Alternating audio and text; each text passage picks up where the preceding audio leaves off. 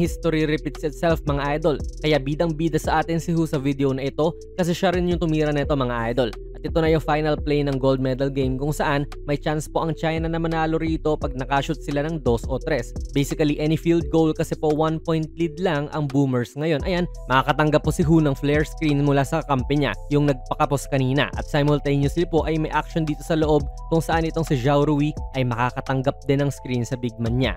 So ganyan po yung concept ng opensa ng China. Ilang beses po yan na screen sa shooter at screen sa shooter yung mga play nila. Nagawa naman nila ang play at na cross court pass dito safely kay Hu. Habol malala naman itong si Xavier Cooks dyan kasi final possession na nga. Then tandaan nyo yung gagawin ni Hu pagka step back, pumeke. At basically good look naman po yung nagawa niya dahil sa fake na iyon. Heartbreak nga lang sa China hindi pumasok. Coincidentally mga idol, similar din to sa laban ng Gilas at China sa Asian Games noong 2023 kung saan nga nakarating ang bola sa kaliwa at ganun din may defender na nagko-close out kagad dito sa shooter na si Zhang Zhenlin. Then ayan, isang peke tapos good look naman din to sa in-check pero tulad nung laban sa Australia, mintis din. Actually